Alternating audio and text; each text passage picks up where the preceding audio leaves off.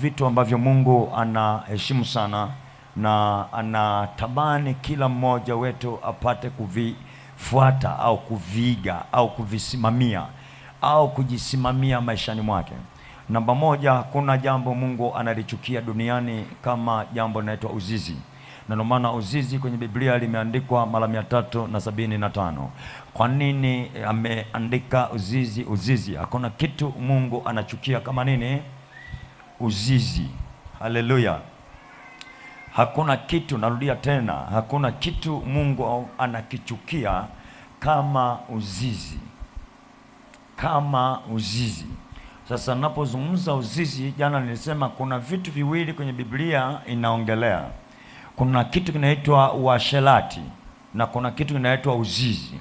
Uasherati na uzizi ni vitu viwili tofauti, lakini ni tendo moja. Ni tendo moja, lakini lenye maana mbili tofauti. Haleluya. Amen. Haleluya. Amen. Na hakuna kitu kinaua huduma ndani ya mtu au kipawa au imani au maombi. Alikuwa ni mwombaji mzuri, lakini alikuwa mwombaji mzuri, lakini alipoanza kuingia kwenye masuala ya kiuzizi, ndipo anakuta kwamba ile network ndani inapotea. Naomba nisikilize. Na hii imepelekea sana watumishi wengi unakuta kwamba wamebaki kuihubiri theolojia. Wamebaki kuhubiri theolojia, lakini neno la Mungu ndani limeondoka. Kwa hiyo neno la Mungu ndani linapoondoka, na hapa ndipo tumepewa kipengele kigumu sana cha kutokufahamu wakati na baada ya kwamba wakati au na baada mtu huyu alipokuwa na nguvu ya Mungu na wakati nguvu ya Mungu imeondoka. Unanielewa? Kwa sababu kwenye maisha tuko kwenye mfumo wa aina mbili tofauti. Mungu anaweza achilia nguvu ndani mwako, na kama akiachilia nguvu ndani mwako, maana yake anaweza akaruhusu nguvu na akatembea na wewe, na anaweza akaruhusu nguvu na asitembee na wewe. Tunaelewana mpaka hapo? Mungu anaweza ruhusu nguvu ndani mwako na asitembee na wewe, na anaweza akaruhusu nguvu na akatembea na wewe. Hii itakuwa ni somo gumu sana. Nimesema Mungu anaweza akaruhusu nini? Nguvu ndani mwako na akatembea na wewe, na akaruhusu nguvu ndani mwako na asitembee na wewe. Tunaelewana mpaka hapo? Amen. Tunaelewana mpaka hapo? Na hapa ndipo imekuja kuwa ngumu sana kuelewa mtumishi aliyeachwa na Mungu ni mtu wa aina gani. Kwa sababu mtumishi aliyeachwa na Mungu bado utamkuta akihubiri andiko lile lile, neno lile lile, na anafundisha vizuri sana, lakini kuelewa kwamba ameshakwisha kuachwa na Mungu kunahitaji saini. Kunahitaji saini ya kiroho. Kuna saini au ishara zitakazoambatana na vitendo anavyoendana navyo, na kwamba Mungu amekwisha kumwacha. Lakini kama huna saini za kiroho, huwezi kujua huyu ameshaachwa na Mungu, kwa sababu wanatumia theolojia kufundisha neno la Mungu. Unanielezea? Unanielezea? Amen. Wanatumia theolojia kufundisha nini? Neno la Mungu. Neno la Mungu. Haleluya. Amen. Nilikuwa ninafuatilia vitu fulani wakati nafundisha masomo ya chuo juu ya wanangu, kwamba kwa habari ya chuo, unapohitaji kujifunza masomo ya vyuo, umeenda kwenye chuo cha Biblia, umeenda kwenye chuo cha kichungaji, mengi yanayofundishwa ni theology.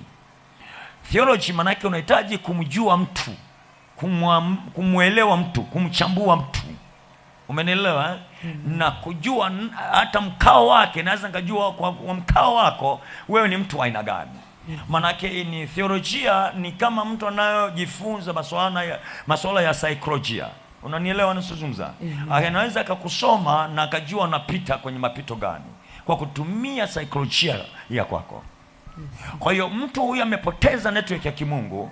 Kuelewa kwamba amekwisha kupoteza network ya kimungu ni ngumu sana, kwa sababu anahubiri kile kile. Umenielewa? Lakini kuna aina ya assignment zinako tayari zinatoa, yani kama ni gari linaanza kuwasha indicator. Unanielewa? Na indicator ya gari ziko za aina ngapi? Indicator za gari ziko za aina ngapi?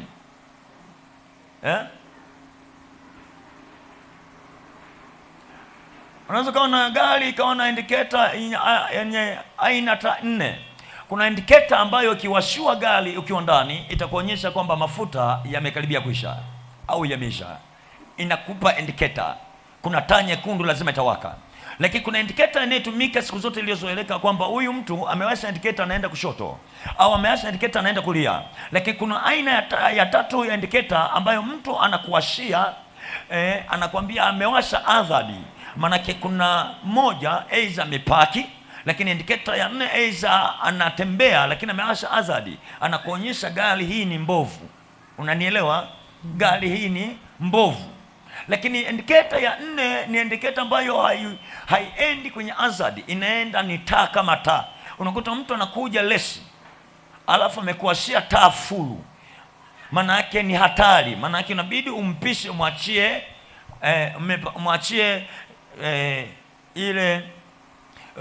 umwachie njia.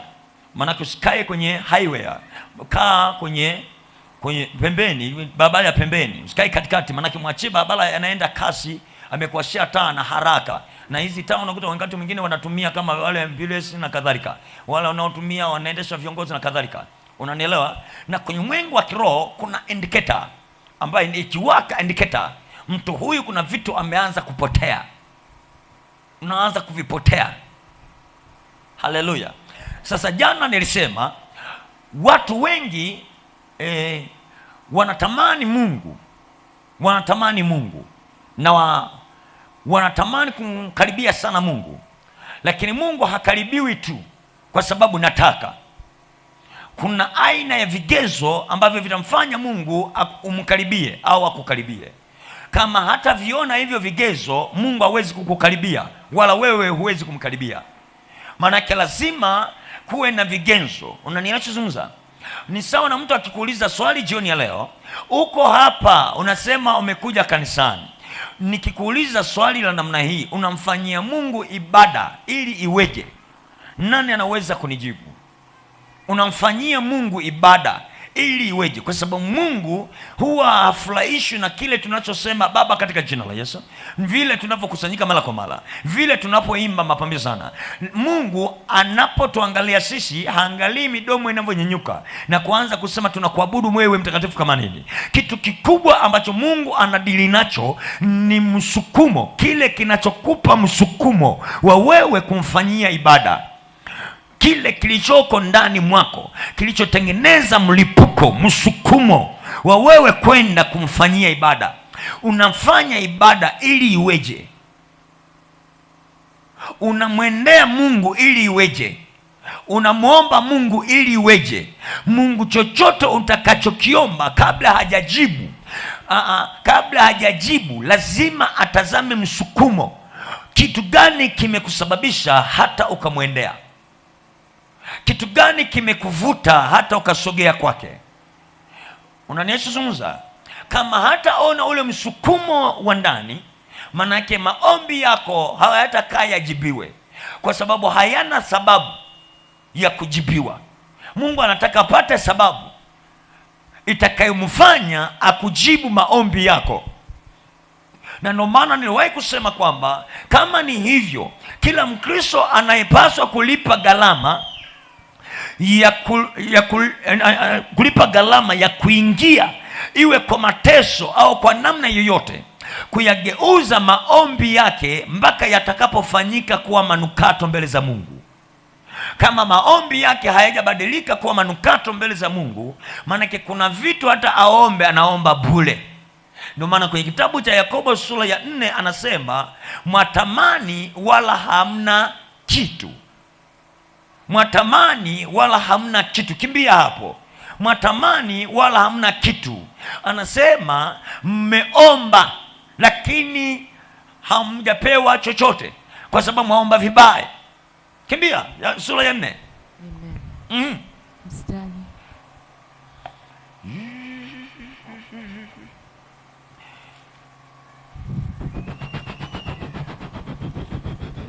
Amen.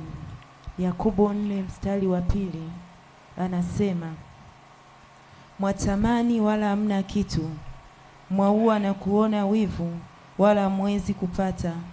mwafanya vita na kupigana, wala hakuna kitu kwa kuwa hamwombi. Mstari wa 3, hata mwaomba wala hampati, kwa sababu mwaomba vibaya, ili mvitumie kwa tamaa zenu. Mungu amebaki kutushangaa, na ndio maana anaanza mstari ule wa kwanza, anasema vita vyatoka wapi, na mapigano yaliyoko kati yenu yatoka wapi? Si humu katika tamaa zenu zifanyazo vita katika viungo vyenu? Maanake vita ya kwanza tulionayo sio vita ya wachawi. Vita ya kwanza tulionayo ni vita ya viungo vyetu. Ndio maana utakaso unahitaji mtu binafsi. Utakaso hauhitaji familia. Utakaso unahitaji mtu binafsi. Unanielezea? Kwa sababu Mungu anadili na moyo wa mtu, hadili na mioyo ya watu. Ndio maana anasema nalitafuta mtu atakayetengeneza mahali pa boma palipoharibika. Hatafuti watu, anatafuta mtu kana kwamba ni mtu mmoja. Unanielezea? Anapokuja kanisani, hata kama muwe maelfu, Mungu anatazama mtu mmoja aliyesimama kwa ajili ya jina lake. Ndio maana anasema okay, vita vyatoka wapi? Maanake kuna vita tunayo leo ambaye inatuchelewesha kwenye kuinuliwa, inatuchelewesha kwenye baraka zetu, inatuchelewesha kwenye uponyaji wetu, inatuchelewesha katika kustawi kwetu. Tunatamani kumtumikia Mungu, lakini kuna vita inapigana na sisi. Sikiliza, watakao kuchelewesha kwenda kwenye masuala ya kusimama na Mungu katika hali ya utumishi, sio waganga wa kienyeji, sio washirikina. Vitakavyokuchelewesha usisimame kutumika ni viungo vyako mwenyewe, kwa maana hakuna kitu chenye hatari kama viungo vyako. Ndio maana panahitaji utakaso kila itwapo leo. Hasemi ukatakase waganga, no. Ujitakase mwili wako mwenyewe, ujioshe mwili wako mwenyewe, ujifue wewe mwenyewe, ili uwe chombo bora kifaacho kumtumikia Bwana. Kama sitajifua, maanake kuna vita, my God, kuna vita nitakuwa napitia, na vita hii itanitesa, vita hii itanitesa, itanisumbua maisha yangu yote, vyovyote vile ninavyohitaji. Vita hii ikisimama, kuna mambo hayawezi kutimia, kuna mambo hayawezi kutokea. Kwa nini? Vita imepamba moto, na vita hii iko nyumbani mwangu. Yesu alisema vita ya kila mtu ni ya nyumbani. Wapi? Nyumbani. Hazungumzii kwa baba yako, hazungumzii kwa mumeo, anazungumza nyumba ambaye ni wewe mwenyewe, ni mwili wako mwenyewe. Vita vilivyoko ndani ya viungo vyetu. Ngoja nirudia maneno haya. Anasema vita vyatoka wapi? Na mapigano yaliyoko kati yenu yatoka wapi? Si humu katika tamaa zenu zifanyazo vita katika viungo vyenu. Mwatamani wala hamna kitu, mwaua na kuona wivu, wala hamuwezi kupata. Mwafanya vita na kupigana, wala hamna kitu, kwa kuwa hamwombi. Hata mwaomba wala hamna kitu, kwa kuwa mwaomba vibaya, ili mvitumie kwa tamaa zenu. Enyi wazinzi, hamjui ya kwamba kuwa rafiki wa dunia ni kuwa adui wa Mungu? Basi kila atakaye kuwa rafiki wa dunia hujifanya kuwa adui wa Mungu. Yote anayetaka kuwa rafiki wa dunia hujifanya kuwa adui wa Mungu. Unaniachozungumza? Sasa naomba unisikilize. Kwa nini niwe adui wa Mungu? Anasema nikiwa rafiki wa dunia. Yupi? Anaanza kusema enyi wazinzi. Uzinzi ni kitu gani? Tatizo, tuna vitu vingi ambavyo tunavyo kwenye mindset zetu, na tumevichukulia hizi sana ni kama kitu cha kawaida sana, lakini kinaua vitu vyetu vilivyoko ndani mwetu. Mungu ameweka nguvu ndani mwetu itakayotusaidia kutajirika, itakayotusaidia kustawi, lakini tunapolimbikiza mambo ya uzinzi na kufanya mambo yasiyofaa mbele za Bwana, ndiyo yanayotufanya leo kubeba maagano ya umaskini, kubeba maagano ya magonjwa, kubeba maagano ya utasa, kubeba maagano ya kuzaa mapoza. Kwa nini? Kuna aina ya uzinzi. uko vizuri kwenye maombi, lakini uzizi ulipoingia ukaanza kuondoa. Naomba nisikilize, unapozungumzia uzizi unazungumzia ibada. Unapozungumzia uzizi unazungumzia nini? Ibada. Sema ibada. Sema ibada. Ibada. Sema ibada. Ibada. Sema ibada. Ibada. Ngoja niongee neno gumu. Mnaniruhusu? Ndio. Mnaniruhusu? Ndio. Ibada. Ibada. Unapozungumza uzizi unazungumzia ibada. Na kama utazungumzia ibada, maana yake lazima tuchuje. Kwa nini ibada hii ije itulete kwenye uzizi?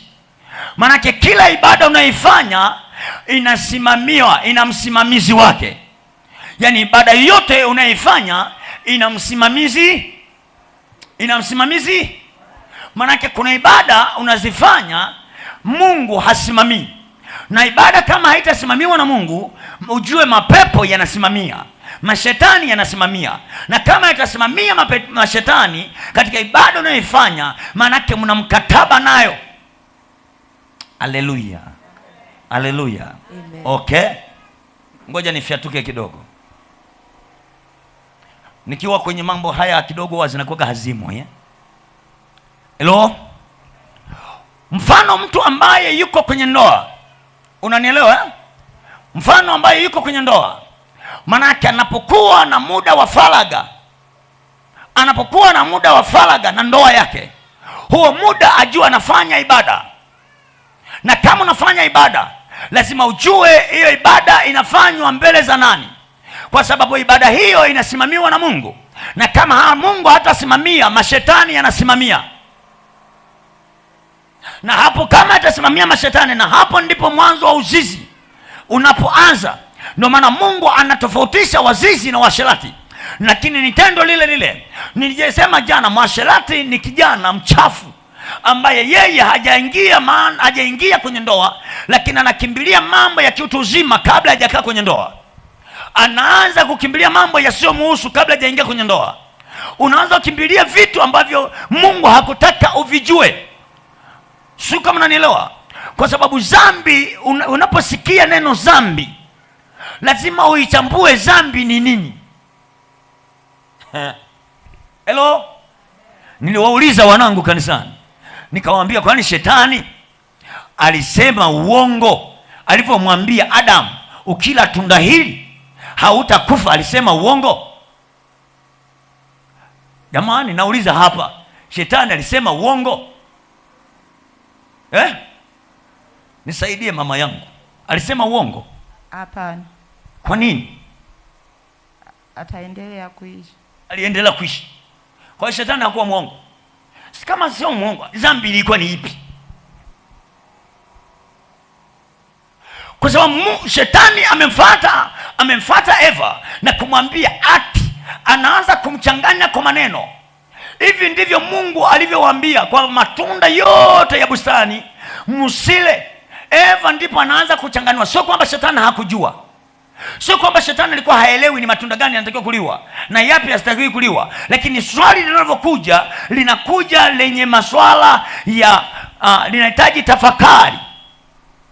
Ati ndivyo ambavyo Mungu amekwambia matunda yote ya bustani hampasi kula.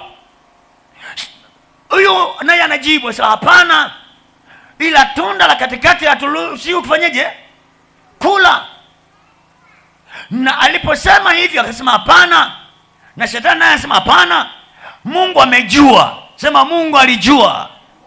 Siku ukila matunda hayo, siku ukila matunda hayo utaishi na utafanana. Yaani utajua mambo yote anayeyajua Mungu, kwamba kuna baya, kuna mema, kuna hiki, utajua. We hujui. Sasa hivi wewe hujui mabaya, mema huyajui. Kwa nini unayajua? Kwa nini unayajua? Na alipoambiwa anasema mtakufa, na kweli hawakufa. Kilichokufa kitu gani? Walikufa rohoni, haukufa mwili. Hello? Hello? Hello? Ndio maana Adam ameumbwa katika mfumo ambao hapaswi kuyajua mambo mabaya. Sema mambo mabaya.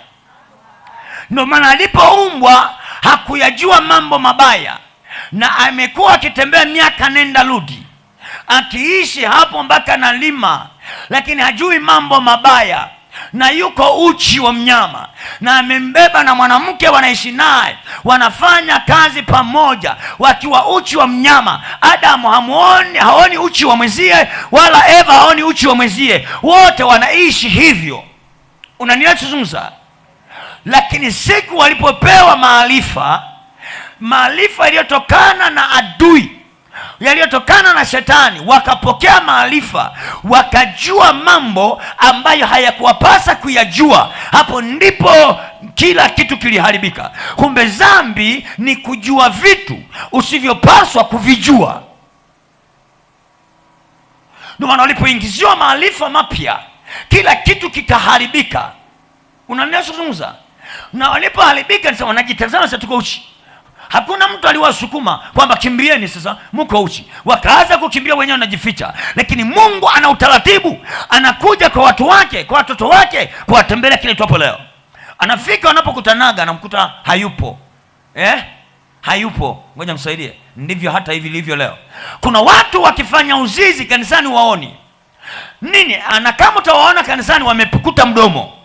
Sijaona, mbona hakuna mlokole aliyeniona, hakuna mpendwa mwenzangu aliyeniona, kwa hiyo hii ni jambo la siri. Jamani, yapo hayapo? Yapo hayapo? Nimekuja kukukela. Kuna vitu wanafuta midomo, na akifuta midomo na atakuja na hana aibu kwamba ametenda kosa. Unaweza kumpatia maiki, tuongoze hivi, tuongoze maombi, na akasimama. Umenielewa? Kwa nini? Ile nguvu ya ndani ya aibu imeondoka. Alo. Amen. Na ameficha, anasema ni siri yangu, ni siri. Haleluya. Alafu kila itwapo leo utakuta kuna vitu vinavyokwenda ndivyo sivyo. Kwa nini? Ile energy ya ndani imeanza kutoweka. Ile nguvu ya ndani inaanza kufutika. Suka mlanela.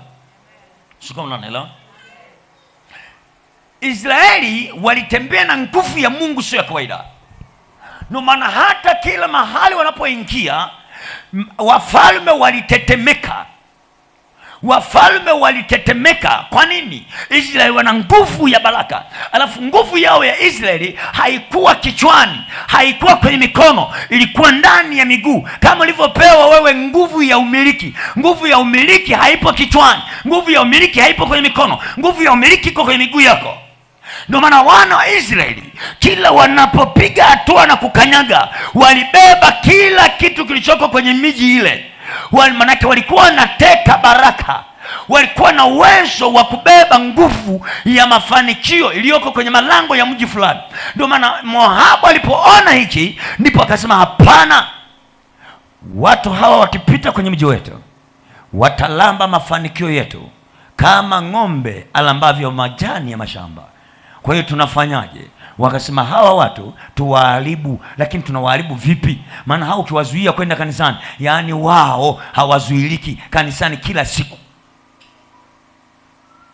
Hello. Tufanyaje sasa? Tuwafate kwenye ibada. Kwenye ibada zao ndiko tuwaharibie.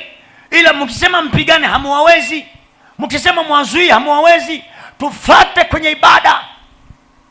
Ndio maana mpaka leo tendo la uzizi linahusisha ibada. Wanakufata kwa ibada, kuua kilichoko ndani. Wakakaa Balaam, wakakaa na Moabu, wakasemezana, tuwakamate vipi Israeli? Hawa sio kwa upanga wala si kwa kubeba bunduki, hawa tutumie lango la ibada. Asema huko tunafanyaje? Sema twende tukachukue mikate. twende tukachukue maji tuyatambikie tu kwa miungu yetu. Wakachukua mikate, wakachukua na maji, wakayatambikia kwa miungu yao. Wakaja Israeli wanapita, sasa tumewaruhusu mpite bure, sisi nyinyi ni ndugu zetu, ninyi ni rafiki, tuna ugomvi nani, piteni bure. Wakasema tunaomba mtuuzie na vyakula. Wakasema hatuuzi vyakula, tunawapa bure, ninyi ni ndugu zetu. Wanakapewa bure, wakakubali vya bure. Ndio maana mpaka leo vya bure vinanyonga. Fuatilia watu wote wanaopenda vitu vya bure, hongo.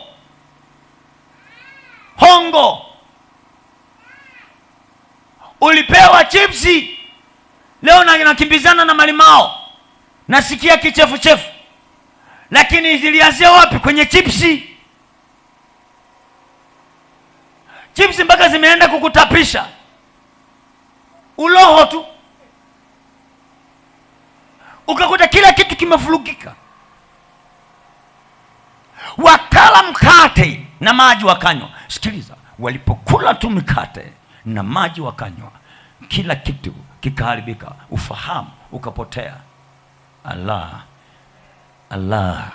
Siko kuna mtu ananielewa hapa? Hello? Nimesema Mungu anisaidie. Siku moja tuandae semina ya ndoa. Maana kuna vitu nashindwa kufyatuka. Kuna watu usipofyatua akili, kuelewa ni ngumu. Hello? Kuna vitu walipokula akili ikafanyaje? Angalia muda ulioko kwenye faraga, akili yako inakuwepo. Utajua mwenyewe. Hello? Na ndipo unakuja kutoka sasa, kumbe nimekosea. Kwani ukujua kwamba unakosea?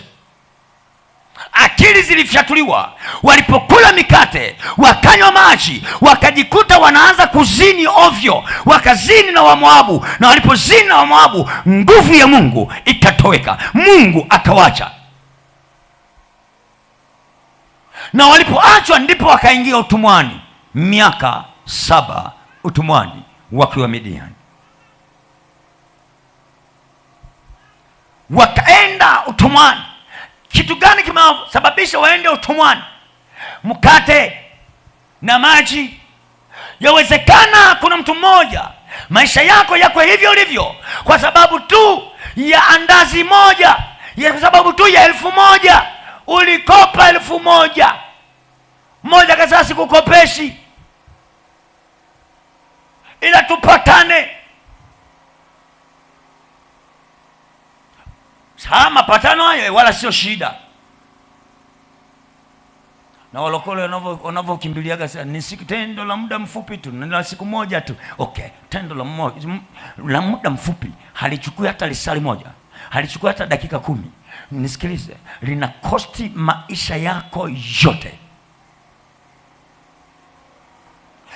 Uko na umasikini, kuna sababu. Hakuna umasikini usio na sababu.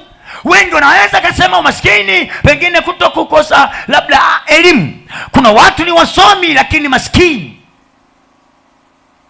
Manake kuna aina ya covenant, kuna agano lipo linalosimamia maisha yako. Wewe uwe mtu wa aina gani? Haleluya. Nazungumza na utakaso wako. Unahitaji kujitakasa. Lazima ujue viungo vyako vinafanya vita kwa namna gani ndani yako, kwa sababu viungo vya mwili wangu vina shida, vina ugomvi na roho yangu. Roho yangu na viungo vyangu havipatani. Lazima nianze kuvishughulikia viungo vyangu ili roho yangu ipate kuwa salama. Manake kama viungo vyangu havijapona, havijashughulikiwa, roho yangu haiwezi kumlingana Bwana. Ni ngumu kumtumikia Bwana. Ni rahisi kutiana moyo, ni rahisi kuinuana. Haleluya. Kuna mtu mwingine anakuta naweza nishangaa sana. Mimi sikutumwa kwenye wito wa uchungaji kama mchungaji wa faraja. Ndio maana itakusumbua sana. Wachungaji wa faraja watakutia moyo, lakini mimi sitiagi moyo. Lazima nitakuelekeza njia ikupasayo. Kwa nini? Mimi ukelwe usikeleke, potelea mbali. Hello? Vita vyatoka wapi? Na mapigano yaliyoko kati yenu. Maana kuna vita vinatusumbua. Ndio maana kuna wengine hata kanisani tunataka tuenende kwa miili yetu, tuifanye kazi kwa miili yetu. Ndio maana misukumano haiishi. Kwa nini? Hatuna ile energy ndani. Tunatumia miili yetu, tunaongozwa na viungo vyetu. Ndio maana wivu hauishi. Na kama kuna wivu ndani yetu, ujue mapigano kila siku yapo. Kama kuna wivu ndani mwetu, ujue kusultana kila siku kupo. Kama kuna wivu ndani mwetu, ujue matetano hayatatoka. Yatatokaje wakati wivu uko ndani mwetu? Viungo vyetu vimeinua vita. Kila siku tuko kwenye masengenyo. Kila siku tunazalauliana. Kila siku tulikuwa tunahukumiana. Na wengine wameenda mbali zaidi. Si tukuhukumu watu wengine. Manake mtu akishafanya uzizi, kuna nguvu ndani huwa inaingia ya kigeni. Badala ya kuendelea na safari nyingine, huwa inamuweka hapo. Kwa hiyo anabaki anaangalia alipodondokea, anaanza kujihukumu. Kwa unakuta anatembea na hukumu ndani. Muda wote anajihukumu. Why? Kwa sababu kila unaposamani nipige hatua nyingine, shetani anakukumbusha, ukumbuka jana ulitenda nini? Ngoja nizungumze na watu hapa. Ngoja nizungumze na watu hapa.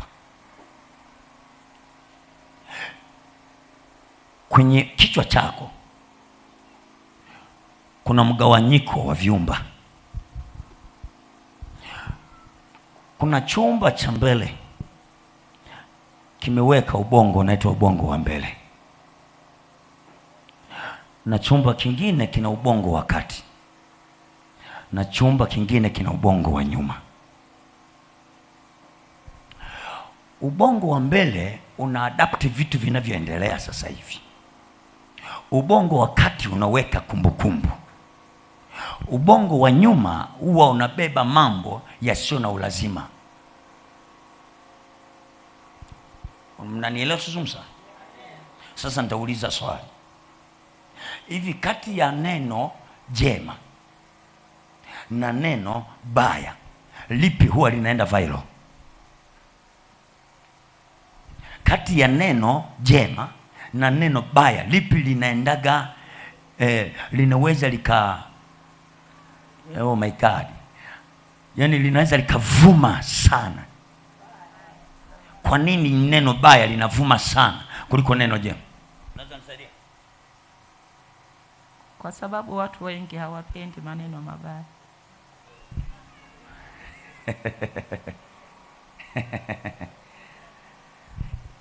Nisikilize. Kuna tunasema kuna question mind na sabu question mind. Kuna chumba, yani kuna sebule na kuna chumba. Unanielewa? Yani kama nyumba yako unaishi sebule na chumba. Wakati neno jema linapotokea, unaweza ukafanya tangu una miaka 15 miaka 99 ukafanya mema tupu.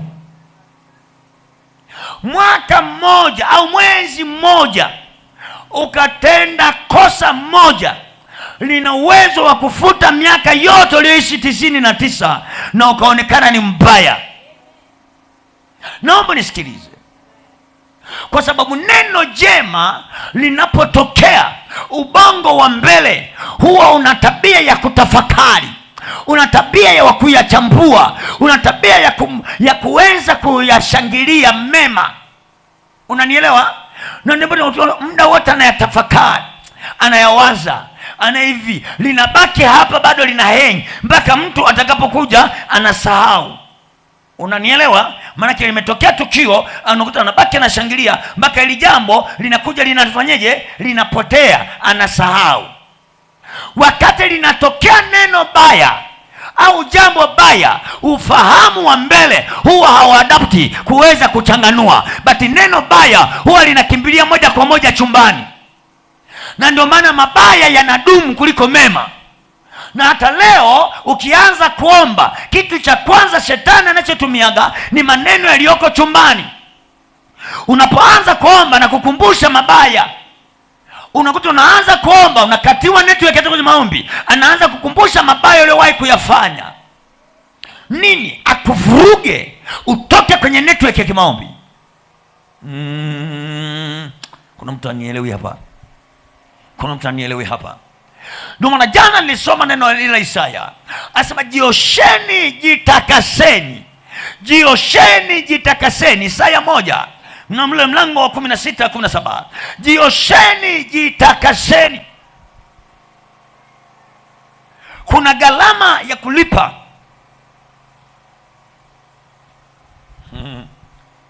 Haleluya, haleluya. Kwa hiyo watu walipozimama kwenye uzizi, wakajikuta wanapoteza nguvu ya Mungu. Unaniacha zungumza? Haleluya. Nasema na mtu mmoja mwenye ndoto ya kusimama na utumishi wa Bwana. Nasema na mtu mmoja mwenye ndoto ya kuja kuwa mtu fulani katika hema ya Bwana. Sikiliza, kama una ndoto ya kuja kuwa mtu fulani katika hema ya Bwana, lazima ujue kuna gharama ya kulipa. Wachane na masuala ya uzizi. Kama ni bindi, ona wanaume kama nyoka. Kama ni kijana, ona wanawake kama nyoka, mpaka ufike kwenye muda wako. Kama umeamua kukaa na mke, basi amua moja, sema ninaoa.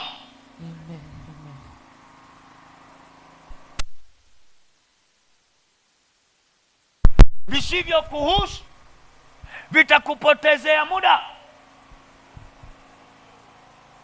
vinaua nguvu ya ndani. Haleluya, amen. Haleluya, amen. Vinaua nguvu ya ndani. Yes. Haleluya, amen. Wathesalonike wa kwanza, nisome Isaya uliyosoma. Isome Isaya, jiosheni jitakaseni. Rudia tena hapo. Amen. Isaya 1 mstari wa 16. Isaya 1 mstari wa 16. Anasema, jiosheni jitakaseni. Jiosheni jitakaseni. Ondoeni uovu wa matendo yenu. Ondoeni uovu wa matendo yenu. Usiwe mbele za macho yangu. Usiwe mbele za macho yangu. Acheni kutenda mabaya. Acheni kutenda nini? Mabaya. Acheni kutenda nini? Mabaya. Mabaya. Alafu anasema mstari wa 17. Ndio. Jifuzeni kutenda mema. Basi uwe na bidii kujifunza katika kutenda mema. Takeni hukumu na haki. Takeni hukumu na haki. Wasaidieni walioonewa. Wasaidieni walioonewa. Mpatieni yatima haki yake. Mteteeni mjane. Mteteeni mjane. Jifunzeni kutenda mema, sio mabaya. Utakaso ni kulipa gharama ya kuhakikisha kutembea na mema, kuishi na mema, sio mabaya. Tunaelewana wana wa Mungu? Haleluya. Thesalonike wa kwanza sura ya 4 mstari wa 4. Wathesalonike wa kwanza sura ya 4 na mstari wa 4. Amen. Anasema iliyobaki ndugu, tunakusihini na kuwaonya kwamba mwenende katika Bwana Yesu kama mlivyopokea kwetu, jinsi iwapasavyo kuenenda na kumpendeza Mungu. Wote nasema hivyo. Anasema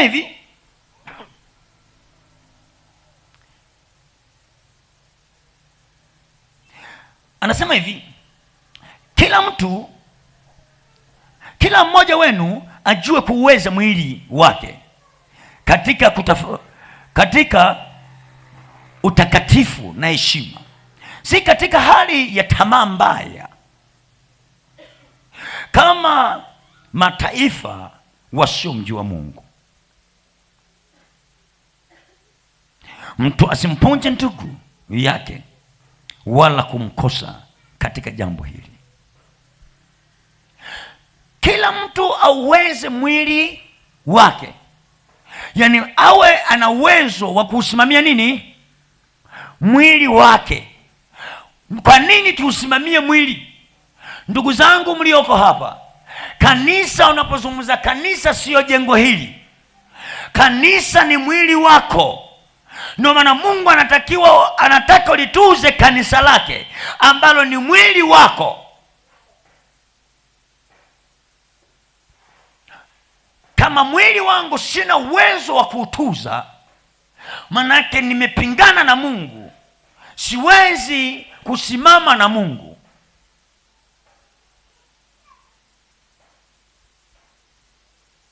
Lakini kama nahitaji kumtumikia Mungu, jambo la kwanza lazima niuweze mwili wangu.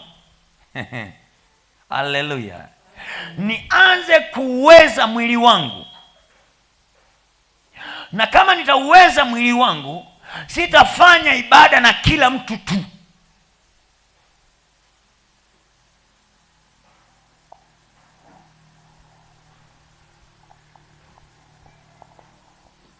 Kila mtu auweze mwili wake. My God, twende na wewe unaiandika, unifuatilie leo. Biblia inatuambia, nasema Biblia inatuambia kuwa kila mtu na ahakikishe anauweza mwili wake mwenyewe katika heshima na utakatifu wote. Hii inamaanisha kwamba ni jukumu la kila mtu mwenyewe au mwenye akili timamu kuweza kuheshimu mwili wake. Maana yake mtu yoyote anahitaji kuheshimu mwili wake. Heshima yako haitegemei watu wanavyokuheshimu, wala haitokani na hao wanaokuheshimu. Heshima yako inatokana na wewe unavyojiheshimu. Kabla watu hawajakuheshimu au dunia haijakuheshimu, tafuta kujiheshimu. Ukijiheshimu wewe, utafungua mlango wa wengine kukuheshimu. Lakini usitafute kuheshimiwa na watu wakati wewe hujajiheshimu. Ndio maana kila mtu lazima uweze mwili wake, autiishe mwili wake, au adabishe mwili wake, aanze kujiheshimu. Akijiheshimu, automatically kuna watu watamheshimu.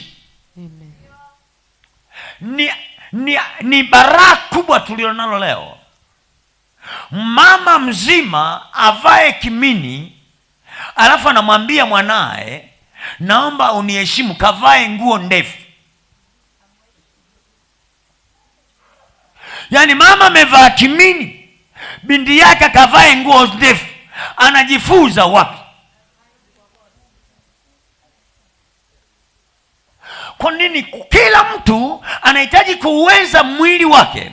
Na kama wewe umeokoka, lazima ujue ni bango la watu wengine wanasoma maandishi gani mbele yako, na walioko nyuma wanasoma maandishi gani. Kwa maana Biblia inasema ya kwamba kama Kristo alivyokuwa kielelezo kwetu, na sisi tunahitaji kuwa kielelezo cha kanisa. My God, kama wewe hujafika kwenye lengi ya kuwa kielelezo katikati ya jamii unayoishi nayo, bado hujaokoka. Haujaokoka. Na Biblia inasema kama hujaokoka unatumia theolojia. Anasema wahubiri usizini, wazini mwenyewe. Wahubiri usilewe, mlevi wa kwanza mwenyewe. Hayo mambo yanatoka wapi? Maana lazima wewe uanze kuwa kielelezo kwanza. Kama hujawa kielelezo, huwezi kuyahubiri hayo. Kuna mtu anayenisikia? Amen. Haleluya, haleluya. Amen. Ni jukumu la kila mtu mwenyewe au mwenye akili timamu kuweza kuheshimu mwili wake katika njia tofauti tofauti.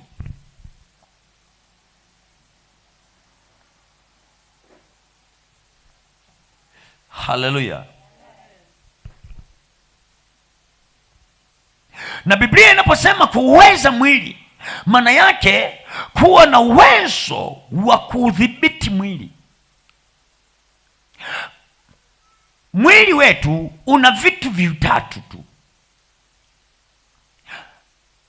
Kuna roho, kuna nafsi, na kuna mwili wenyewe.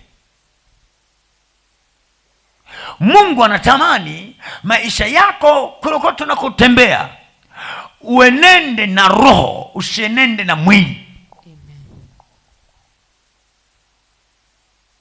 Utembee kwa roho, usitembee na mwili.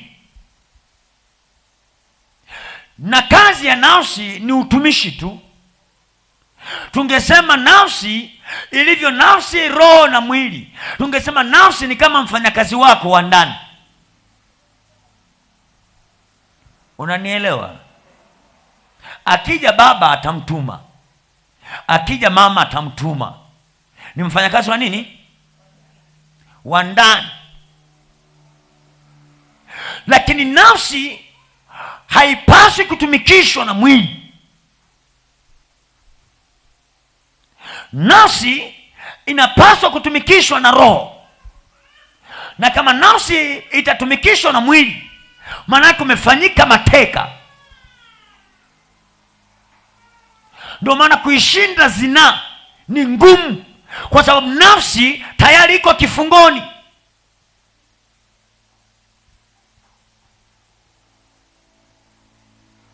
Na kama nafsi iko kifungoni, kumbuka nafsi ndio iliyebeba kila kitu, akili, hisia na kadhalika.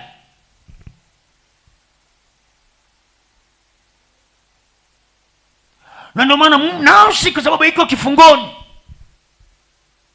zinaa iko nje, kwa sababu muda wote mwili unainua hisia ambazo hazikupeleki kutenda mema, zinakupeleka kutenda mabaya.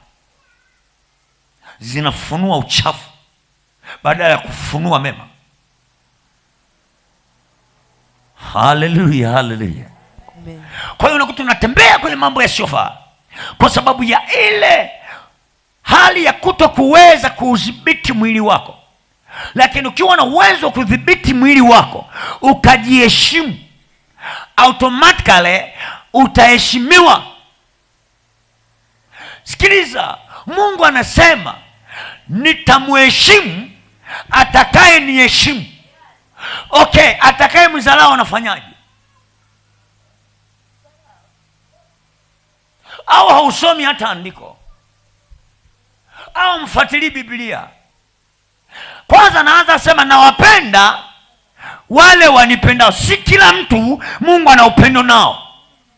Nawapenda wale wanipendao. Alafu anasema na mheshimu yule atakaye niheshimu. Kumbe haheshimu kila mtu. Na ili akuinue maisha yako, lazima aione heshima. Asipoiona heshima, Mungu hakufanikishi, Mungu hakupiganii. Ni heshima gani? Wengi mnatumia neno kirahisi sana. Biblia inasema katika kitabu cha Isaya 43 mlango wa 4, kwa kuwa ulikuwa wa thamani na mwenye kuheshimiwa. My God, Mungu haji kwa sababu na rangi nzuri. Mungu haji kwa sababu na hipsi. Mungu haji kwa sababu na uso wa no, kwa sababu ya ile thamani. Akiona thamani uliyojitengenezea, inamvuta Mungu asogee. Akiona heshima ulionayo, inamvuta Mungu aje. Lakini asipoiona ile heshima, asipoiona ile thamani, sahau Mungu kukaa pamoja na wewe. Sema ni Mungu wa utaratibu. Haleluya, haleluya. Kuna mtu anayesema naye, jua kwamba ninahitaji kuudhibiti mwili wangu. Kuudhibiti mwili wangu. Kuudhibiti mwili wangu. Kuna vitu nimesema nimeyashinda matusi. Sasa hivi nimeokoka, situkani ovyo. Ni kweli umeuweza mdomo, kuuminya mdomo ukanyamaza kimya, lakini macho hujayaminya.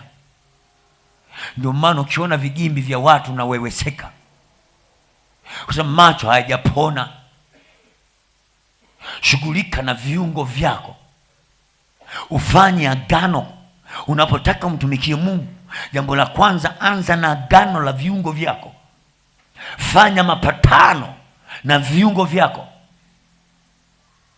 Ukifanya agano na viungo vyako, huwezi tembea kama watu wengine wanavyotembea. Huwezi enenda mradi unavyoenenda tu. Na wengi mmefanya vifungo vya maagano mengi. Vijana wameweka ahadi kwa mabindi wengi. Akienda kwa bindi huyo anakwambia okay, nimejipanga kukuoa wewe. Akigeuka huko anasema hakuna mzuri kama wewe. Tena nimezunguka dunia zima. Na wewe unaweweseka kwa maneno. Na kila mnapokwenda, ngoja nikusaidie. Nimekutana na binti mmoja anasema heri nife. Ninamuuliza ni kwa sababu kasa ni siri yangu, sitaka nikwambie. Nikwambia umekuja kufanya nini hapa? Sasa ni siri yangu, sasa utoke. Unanipigia kelele hapa wakati una siri yako hapo. Mimi naomba niombe, nikuombee kitu gani? Yesu aliuliza jambo hili limetendeka tangu lini?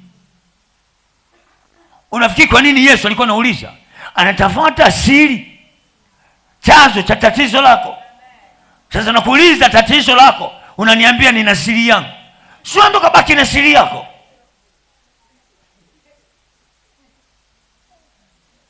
Bindi akawa magumu, mambo magumu. Mamake ananiambia napata shida. Kanywa sumu mara ya kwanza, tukakoroga maziwa, tukambugia maziwa hiyo mpaka katapika. Tumempeleka salini kapona. Mama, kwani shida nini? Sasa hajatuambia. Akanywa sumu mara ya pili, babake akamuwai. Kamnywesha maziwa tena katapika, peka salini kapona. Sasa hivi anataka kujinyonga. Anataka kujinyonga sasa.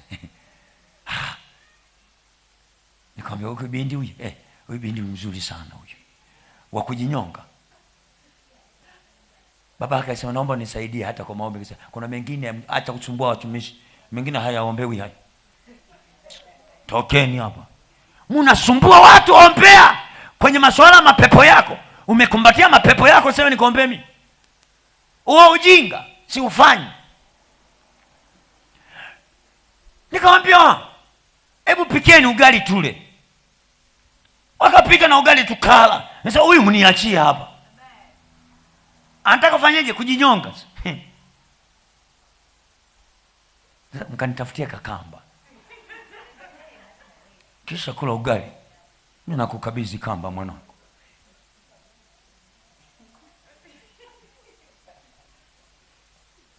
Kula ugali na kumpa na kamba, nenda. Hii kamba itakufanya ufe mapema bila maumivu. Akaniambia, "Pasta, hivi kweli wewe una huruma kweli wewe?" Kumbe unaijua huruma.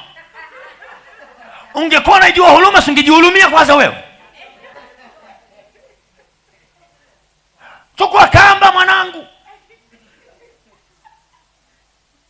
Kama hujashiba, niambie nikununulie kitu gani. Ule ushibe, ili unapoenda kujinyonga, ujinyonge kwa kwenye raha, kwenye shibe. Maana usije ukanyonga na kufa ukiwa na njaa. Akaniambia, "Pasta, hivi wewe ni pasta wa aina gani?" Mimi sijatumwa kufariji. Mama akasikia akasema, "Pasta, nimeleta umniulie mwanangu." Kwani wewe umesema nikusaidie mwanao?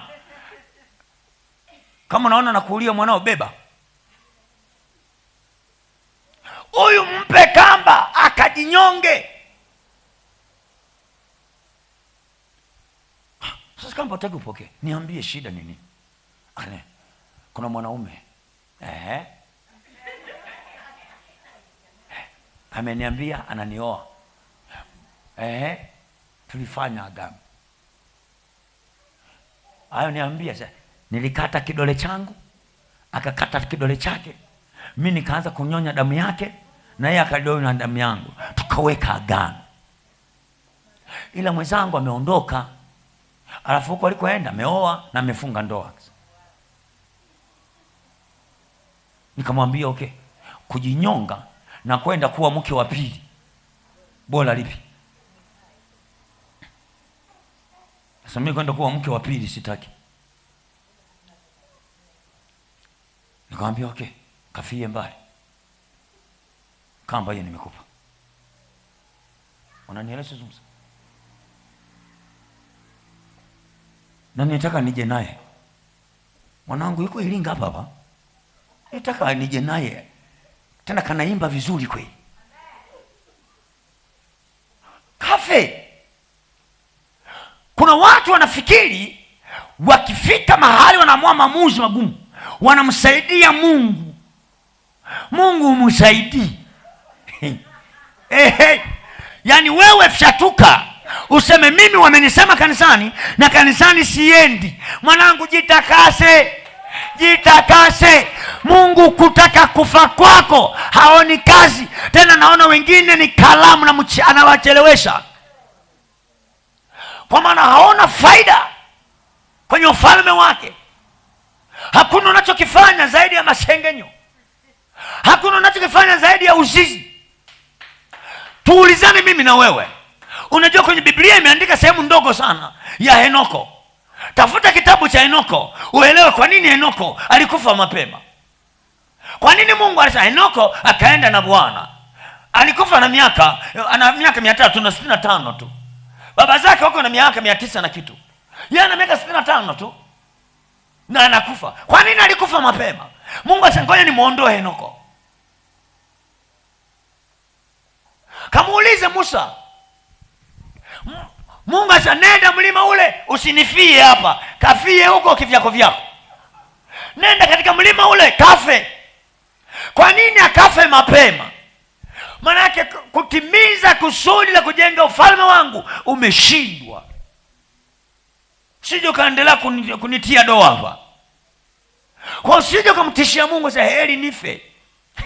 Mungu sasa ungekufa leo. Kwa sababu nahitaji watu wanaojitakasa. Kwa nini msaidie? Utakaso unaozungumzwa hapa nilisema ni gharama. Watu wengi wanazungumza utakaso kichwa. Hebu fikiri leo.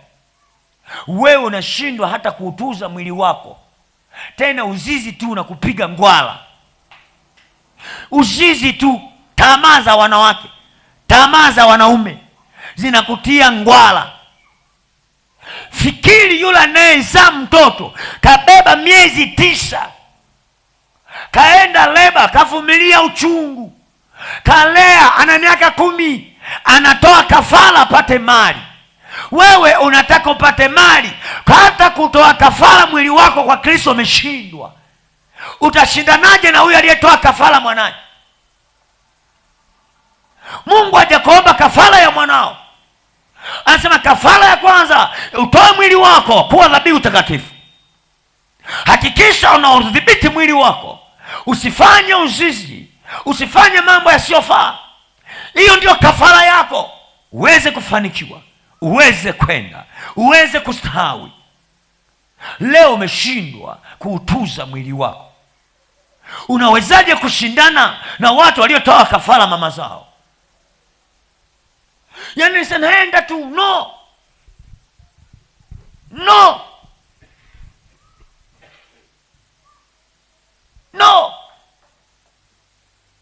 Ndio maana kazi ya Mungu ya kwanza katika hali ya matengenezo yako lazima kupitisha kwenye ubatizo wa mateso. Hakuna mtu utainuka tu mpaka upite kwenye ubatizo wa mateso kama alimbeba Yesu Kristo. Nisikilize.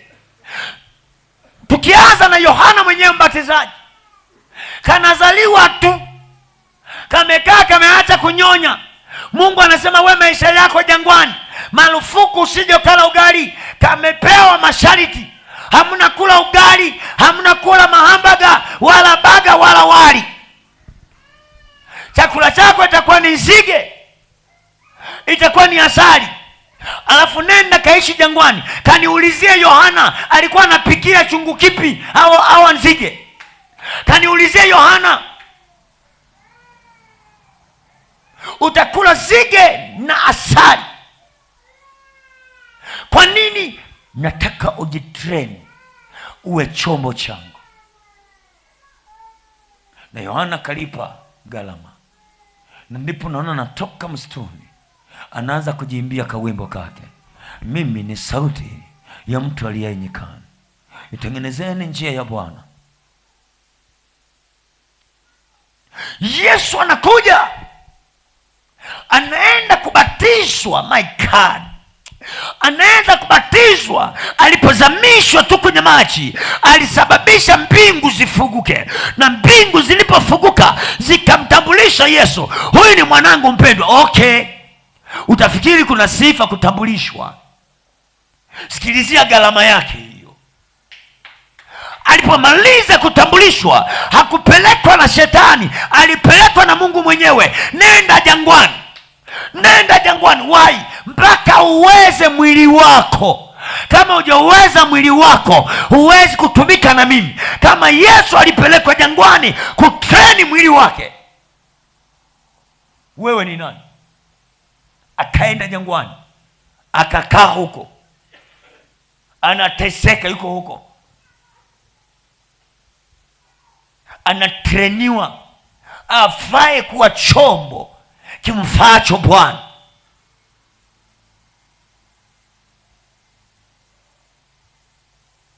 Kimfaacho Bwana.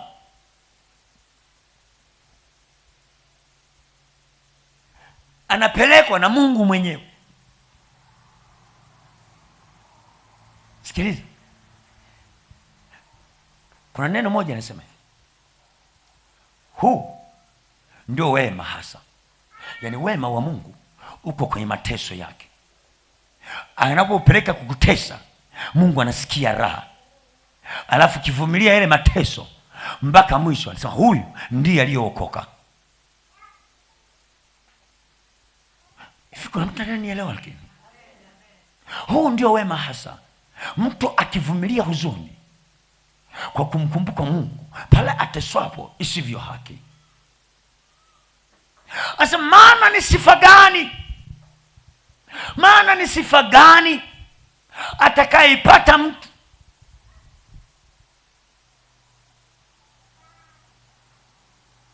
unanielewa, anayetenda mabaya na kupigwa makofi? Ngoja nilisome hili neno. Kimbia katika kitabu cha Petro wa kwanza. Amen. Sura ya 2. Angalia mlango wa 19. Nisomea hapo mpaka 23. Amen. Petro wa 2 sura ya 2 mstari wa 19. Anasema maana huu ndio wema hasa. Maana huu ndio wema hasa. Mtu akivumilia huzuni kwa kumkumbuka Mungu. Kwa kumkumbuka Mungu. Pale ateswapo isivyo haki. Yani Mungu atakufurahia pale unapovumilia mateso. Yani ukishindwa kuvumilia mateso, hujaokoka wewe. Bado hujafika viwango vya wokovu. Bado hujafika viwango vya ukomavu. Lakini ukivumilia mateso, na tena mateso sio kwamba umetenda dhambi, sio kwamba umepiga watu, ni mateso unayepitia, lakini wanaokutesa hujawakosea. Anavumilia mateso. Tena yale mateso anayeteseka sio kwa sababu ametenda dhambi. Wanamtesa isivyo haki. Amen. Mstari wa 20. Kwa maana ni sifa gani kustahimili mtendapo dhambi na kupigwa makofi? Kuvumilia mtendapo dhambi na kupigwa makofi. Lakini kuvumilia kwenu mtendapo mema anasema mtendapo mema, sio mabaya. Mtendapo mema na kufanyaje? Na kupata mateso. Huu ndio wema hasa. Mbele za Mungu. Mstari wa 21. Ndio. Kwa sababu ndio mliitiwa. Okay, nani aliitiwa mateso? Sasa Mungu anasema huu ndio wema hasa. Huu ndio wema hasa. Alafu anasema kwa sababu ndio mlioitiwa. Maana Kristo naye aliteswa kwa ajili yenu. Kumbe gharama ni ile ile. Kama Kristo aliteswa kwa ajili yako, lazima na wewe upitie mateso, uteseke kwa ajili yake, ujenge ufalme wake. Amen. Kristo aliteseka kwa ajili yenu. Soma. Amen. Akawaachia kielelezo. Anasema yeye alikuwa kielelezo, mfuate nyayo na yeye akawaachia na ninyi muwe nini? Muwe kielelezo. Alafu mfuate nyayo zake. Maana kalipo kanyaga ukakanyage wewe. Ndio maana kila Petro alifika mahali.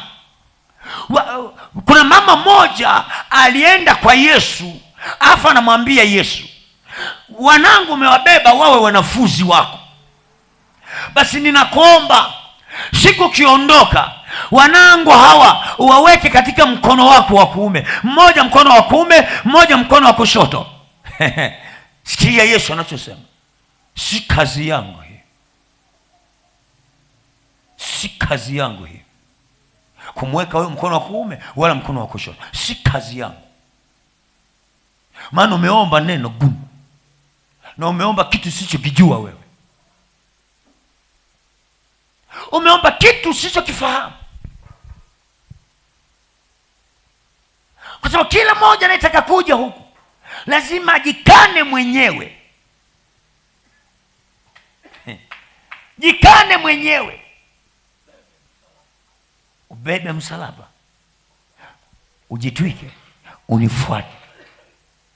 Una uzito kiasi gani? Usiniulize. Punda afe, mzigo wa bwana wake ufike. Kawaulize wahenga waliyesema msemo huu, mzigo unafikaje wakati punda amekufa? Ila wewe punda amekufa, ila hakikisha tu mzigo wa bwana unafika. Ndio maana usije ukajua ya kwamba Mungu anajua ya kwamba wewe umelala na njaa. Nimeshindwa kuifanya kazi yako kwa sababu nimelala jana, nilala na njaa. Usahau hilo, sahau hilo. Mungu hajui. Anachojua kazi yake iende, anachojua kazi yake ifanyike. Umepigwa makofi na jirani yako, hilo Mungu halimuhusu. Umekanagwa na mtendakazi, hilo Mungu halimuhusu. Anachotaka yeye kazi yake iende. Sikiliza, tatizo tupo kwenye misukumo ya kushindana kwenye ujinga. Atakayevumilia hata mwisho, huyo ndiye atakayeokoka. Kumbe hatujaokoka bado. Hatujaokoka bado, ila atakayevumilia hata mwisho, huyo ndiye atakayeokoka. Ila ukiwa unaishi kwenye ulimwengu huu, hujaokoka bado. Tafuta wokovu tena. Ndio maana kila style ikitoa hapo leo, ongeza bidii ya kutafuta wokovu, ya kutafuta wokovu. Haujaokoka bado. Kama unaishi hapa, unahitaji kuongeza viwango vya wokovu. Unanielezungumza wewe. Ngoja niendelee mbele kidogo, utanielewa. My God, my God. Niendelee mbele kidogo. Oh my God. Udhibiti mwili kinyume na maovu, kinyume na tamaa za mwili. Kwa kuwa mtu aliye mcha Mungu katika roho na kweli siku zote hujilinda na mabaya.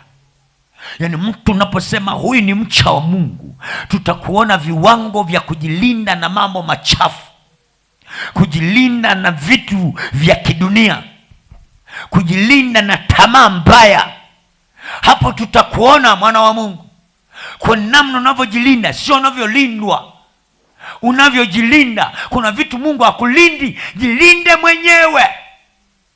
Ndio maana Mungu akupiganie vita ya mwili, ipigane mwenyewe. Ukiweza vita ya mwili, umefaulu kufanikiwa.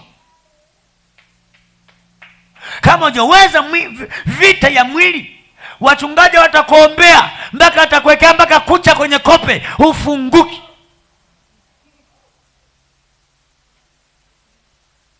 Na ndipo nakuta mtu anakwambia, unajua mimi si nina mikosi gani? Hauna mikosi, hauna mikosi. Sema nina kiburi cha uzima ndani yangu, kinachogoma nisibadilike, kinachogoma nisibadilike. Ukionaga wewe kila siku unakemewa dhambi kidogo, Leo umekemewa, sasa nabadilika. Unasimama kidogo, sasa Bwana ni mwema, sasa hivi ni nene. Siku 3 umedondoka. Ujue wewe ni rafiki wa shetani.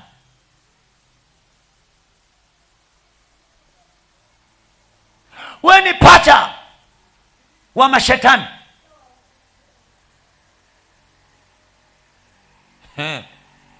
Halo. Mimi nimekuja kukela watu wiki hii. My God. Siku zote hujilinda na mambo mabaya na kila aina ya mambo ya kidunia ambayo hayampendezi Mungu. Hebu tuangalie neno hili katika kitabu cha Mathayo. Yesu anazungumza maneno magumu. Alizungumza haya kwa ajili yangu, kwamba mimi haya sio Mungu atashughulika. Kuna mambo nataka nishughulike mimi. Nikiyashughulikia mimi, kuna vitu Mungu anafanya. Mathayo 26:41 nisomee.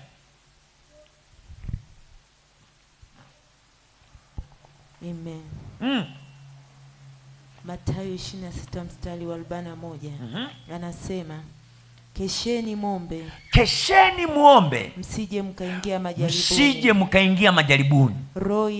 Roho iko tayari kufanya chochote, lakini mwili unagoma. Kinachofanya mpaka leo onekana na kiburi. Wala shida sio roho yako, shida ni mwili wako. Viungo ulivyo navyo vimetengeneza kiburi, vimebeba tabia ya kidunia. Unaishi kwenye mazoea. Mwili unakuendesha. Mwili umetengeneza vitu sivyo stahili. Hallelujah. Mwili unaendesha vitu ambavyo hukustahili kuvifanya, lakini kwa sababu unaendeshwa na mwili, unakupeleka popote. Unahitaji utakaso, mwana wa Mungu, na utakaso lazima akili zijue kwamba mimi ni kiumbe cha aina ipi, mimi ni nani. Walokole, tatizo si kumwabudu Mungu. Walokole, tatizo tulilonalo ni kujifahamu sisi ni kina nani. Siku ukijifahamu wewe ni nani, ujue kuna mambo hayatakushinda maishani. Tatizo lipo katika hali ya kujifahamu. Ndio maana hata Biblia inasema wengine wanapotea kwa sababu hawana kuhani afundishaye. Lakini je, kweli wewe huna kuhani afundishaye? Na kama una kuhani afundishaye, mbona kuna mambo ukielekezwa huwezi kuyafuata? Imekuwa ni changamoto ngumu. Ni afadhali kutimiza masharti ya waganga wa kienyeji, sio amri za watu, sio amri za madhabahu ya Mungu. Kwa masharti ya waganga mnatimiza, lakini kanuni ya Mungu, my God, pagumu.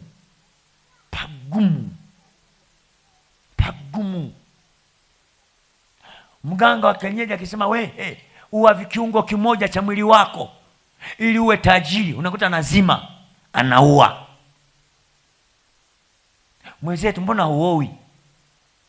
Saa nina mambo yangu. Kumbe kaua kiungo kimoja awe tajiri. Mwenzetu, mbona huolewi? Hamna, mimi kwa sababu nina mambo yangu. Kumbe kaziba kiungo kimoja kisifanye kazi ili awe tajiri.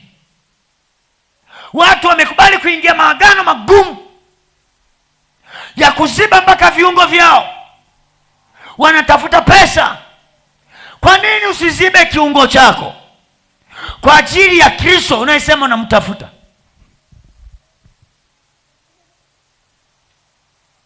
Kwa nini usiue kiungo chako kwa ajili ya Mungu unayemwabudu? Ndugu, kumtumikia Mungu kuna gharama.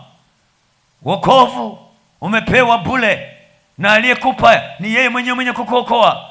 Lakini kutembea na Mungu kuna gharama. Numa kunahitaji utakaso kile tuapo leo, kujisafisha wana wa Mungu.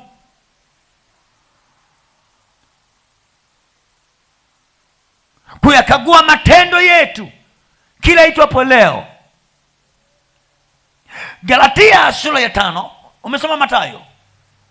Galatia sura ya 5 mlango wa 16 hadi 21. Angalia anachokisema. Wagalatia sura ya 5 mlango wa 16 au mstari wa 16 mpaka 21. Amen. Galatia 15 mstari wa 16. Basi nasema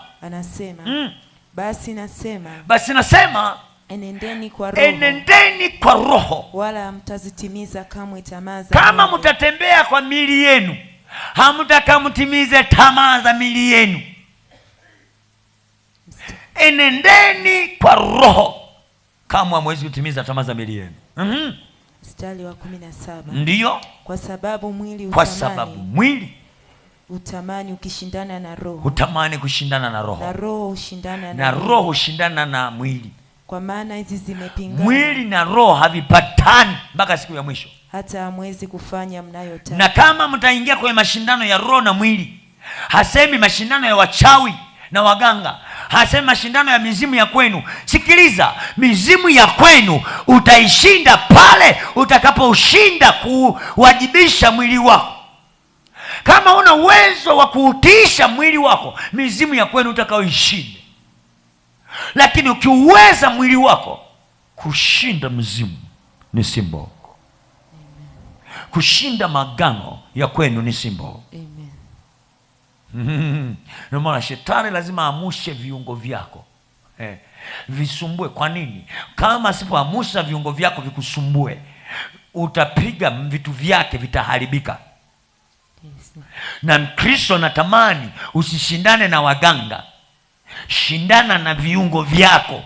Maana vita iko ndani mwako, inakutafuna. Mwimbaji mmoja alisema kikulacho kinguoni mwako. Kinachokutesa ni kiungo chako mwenyewe. Kuna kakiungo hakasikii, anasema kashughulikia hako. Ukishinda viungo hivyo, kila kitu. Mtumishi wa aina gani? Ngoja tuendelee mbele. Soma vizuri mwanangu. Amen. Mstari wa 18. Lakini mkiongozwa na roho, hampo chini ya sheria. Mstari wa 19. Ndiyo. Basi matendo ya mwili ni dhahiri, yako wazi. Ndiyo haya: uasherati, uchafu, ufisadi. Mstari wa 20. Ibada ya sanamu, uchawi, uadui, ugovi, wivu, hasira, fitina, faraka, uzushi. Mstari wa 21.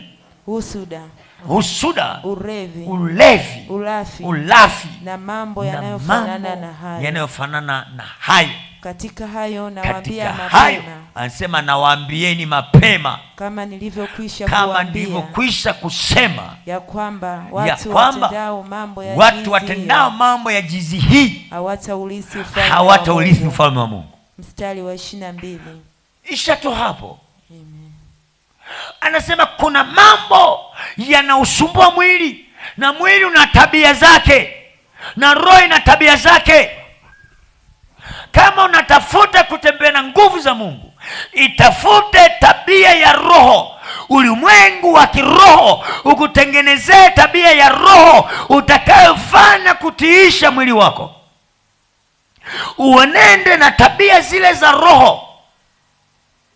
Lakini kama hautatembea na tabia za roho, mwili ukakutengenezea tabia zake, kuna vitu hutakaa ufaulu. Kuna magonjwa hayatakaa kuachia. Kuna laana zitakaa zitoke. Unanielezungumza? Amen. Unanielewa ninachozungumza? Amen. Ndio maana hili ninahitaji maamuzi magumu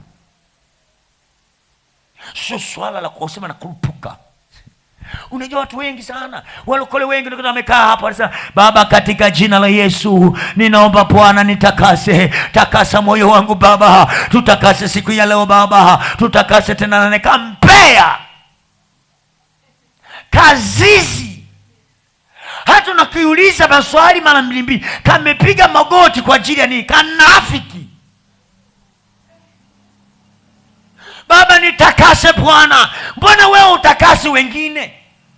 Baba nisamee Bwana, mbona wewe hujasamee wengine? Lazima tuanze na utakaso wako. Umejitakasa viwango gani ili na Mungu akutakase? Amen.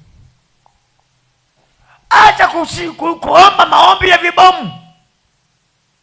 Ni mtakatifu kama nini? Mungu anajijua. Hata usiposema mtakatifu wewe, yeye ni mtakatifu milele.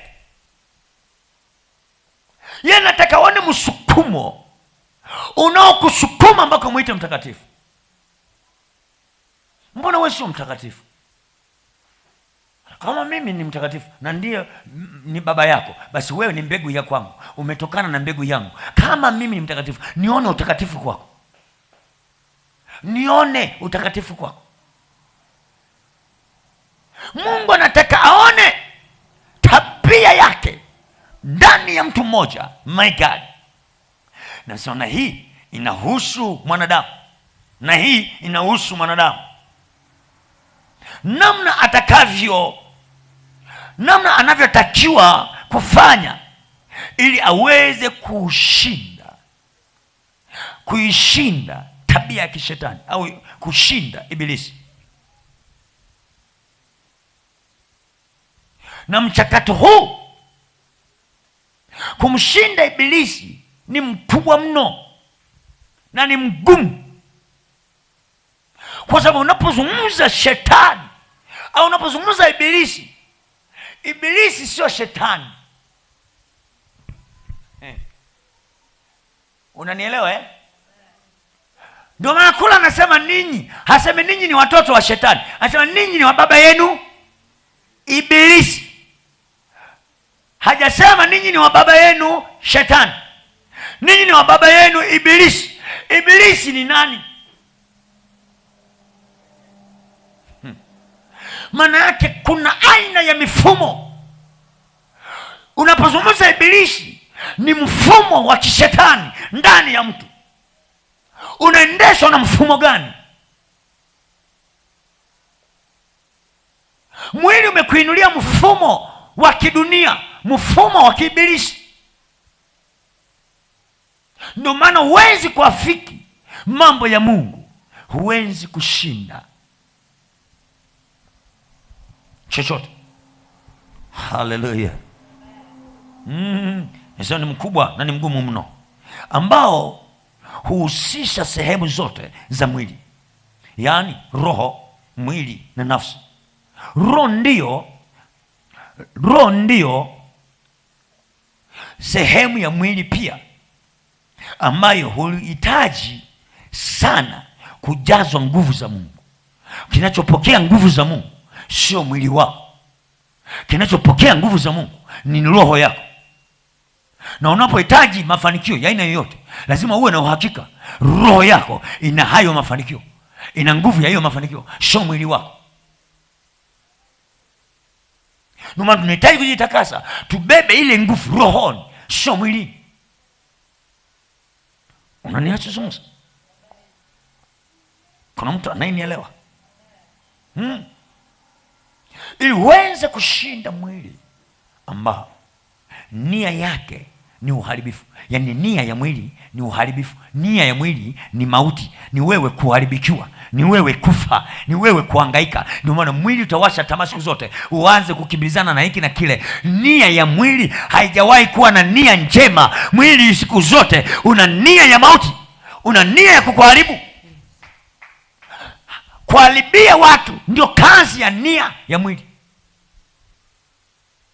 Nia ya mwili ni mauti.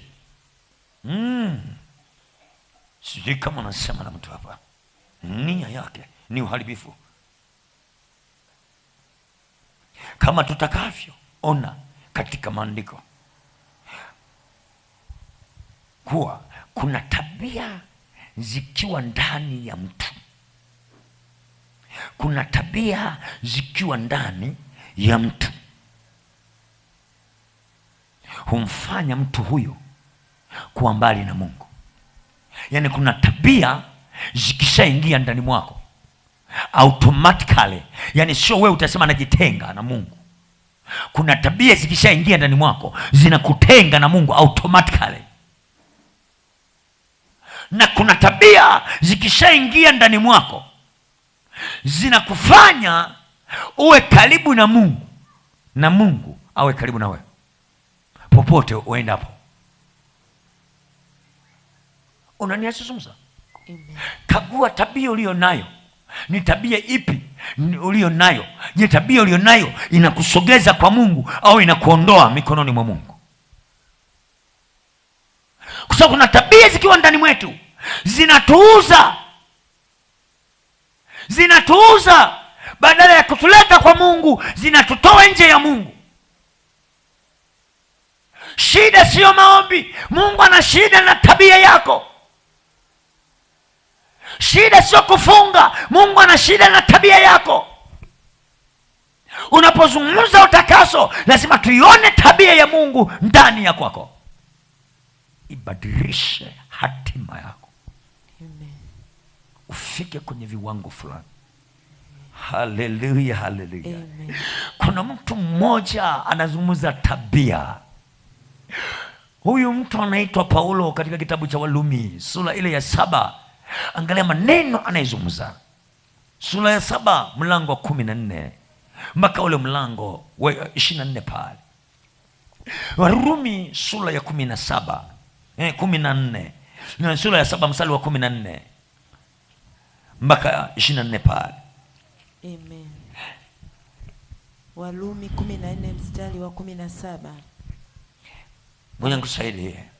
Anasema kwa maana tunajua ya kuwa torati asili yake ni ya rohoni, bali mimi ni mtu wa mwilini. Naomba tusome vizuri hapo, na wengi tunasoma kila itwapo leo. Maneno haya mnayajua.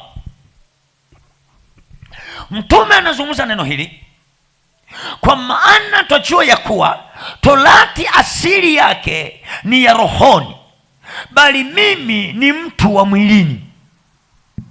Bali mimi ni mtu wa mwilini, nimeuzwa chini ya dhambi. Bali mimi ni mtu wa mwilini, nimeuzwa chini ya dhambi. Anachozungumza hapa ni hiki, kwamba sheria ya torati haitokani na dunia. Sheria ya torati ni ya Mungu, ni ya rohoni. Lakini mimi nimetokana na dunia hii. Mimi niko duniani, ni mtu wa mwilini, nimeuzwa chini ya dhambi. Nimezaliwa katika hali ya dhambi, nimezaliwa katika hali ya uchafu. Tujua torati, kwa maana tujua torati, tujua ya kuwa torati asili yake ni ya rohoni, bali mimi ni mtu wa mwilini, nimeuzwa chini ya dhambi. Maana sijui nifanyalo, kwa sababu lile nilipendalo silitendi, bali lile nilichukialo ndilo nalolitenda. Lakini kama nikilitenda lile nisilolipenda, na ikiri ile sheria ya kuwa ni njema, basi sasa si mimi nafsi yangu ninayetenda hilo, bali ni ile dhambi ikaayo ndani yangu. Kwa maana najua ya kuwa ndani yangu, yaani ndani ya mwili wangu halikai neno jema. Kwa kuwa kutaka nataka, bali kutenda lililo jema sipati. Kuna dhambi inakaa kwenye mwili wangu, kwa sababu mwili wangu haujawahi kuwa na jambo jema hata siku moja. Na ndio maana kuwa na shauku ya vitu vyema. Hakuna mtu anayefurahiaga mabaya. Uongo kweli? Kuna watu wanafurahiaga mabaya. Asa kiukweli natamani na mimi mema nione kikutenda lililo jema sipati. Kwa nini? Kuna mambo yamenisonga mwilini mwangu, kuna sheria ya mwili inaniendesha. Muulize jirani yako, unaamuliwa na sheria gani?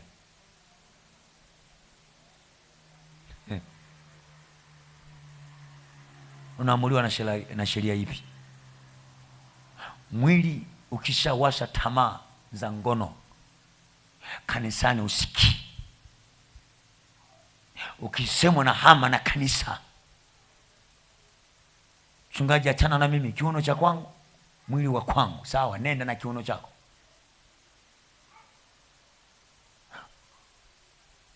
Ukifika mahali utajua alikuwa anakuonya kwa upendo. Hakuwa na shida na kiuno chako, wala hakuwa na shida na magimbi yako. Kama nisema hizi ni injili za mjini, huku haziwafai hizi. Hamtanielewa hapa. Haleluya. Nimeuzwa chini ya dhambi. Mlango wa 18 asema, kwa maana anajua ya kuwa ndani yangu, yani ndani ya mwili wangu halikai neno jema. Kwa kuwa kutaka nataka, bali kutenda lililo jema sipati. Kwa maana lile jema nilipendalo silitendi, bali lile baya nisilolipenda ndilo ninalolitenda, ndilo nilitendalo. Basi kama asema, basi kama lile nisilolipenda ndilo ninalolitenda, ndilo nilitendalo, si mimi nafsi yangu nitendaye, bali ni ile dhambi ikaayo ndani yangu. Basi nimeiona sheria hii ya kuwa kwangu mimi nitakaye kutenda lililo jema, lipo lililo baya. Kwa mlazi anasema, si mimi nafsi yangu nitendaye, bali ni ile dhambi ikayo ndani yangu. Basi nimeona sheria hii ya kuwa kwangu mimi nitakaye kulitenda lililo jema, lipo lililo baya. Kwa maana naifurahia ile sheria ya Mungu kwa utu wa ndani. Naifurahia ile sheria ya Mungu kwa utu wa ndani. Tuko pamoja? Napenda kumtumikia Mungu kwa utu wa ndani. Napenda kumwabudu Mungu kwa mtu wa ndani. Lakini kwenye macho haya niko kivingine. Mwili unagoma, napelekeshwa kwa utu wa ndani, lakini katika viungo vyangu naona sheria iliyo mbali inapiga vita na ile sheria ya akili zangu na kunifanya mateka ya ile sheria ya dhambi iliyo katika viungo vyangu. Kumbe kuna viungo vimebeba sheria. Viungo vya mwili wako vimebeba sheria. Unaendeshwa na sheria ya mwili. Ndio maana kuna mambo hata ukosolewe, huwezi kukosoleka wewe. Utakaso unahusisha mili yetu.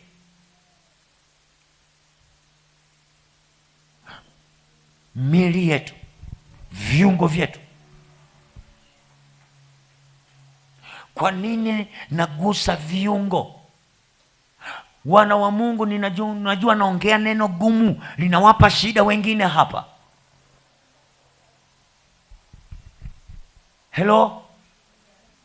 Yawezekana naongea neno gumu, linawapa shida hapa. Shetani anapotaka kufanyia agano litakalo kuangaisha maishani mwako. Hakuna agano baya, wana wa Mungu, kama agano la damu.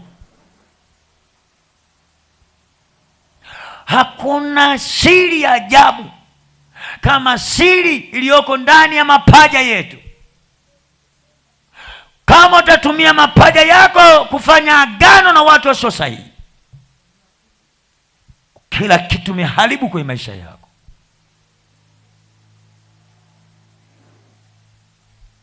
haribu kwenye maisha yako. Hata Ibrahimu alipotaka kufanya agano na mfanyakazi wa ndani amtafutie mke Isaka, alimwambia weka mkono katika uvungu wa paja, kwa maana alijua katika uvungu wa paja ndipo palipo na agano baya lenye kiapo kibaya. Mungu alipotaka kumbariki Yakobo mpaka wafanye agano katika mavungu ya paja. Ndio maana Yakobo akateguliwa uvungu wa paja. Kuna siri zito uliyoibeba. Ukijifunza namna kulinda mwili wako, utaponya mpaka familia.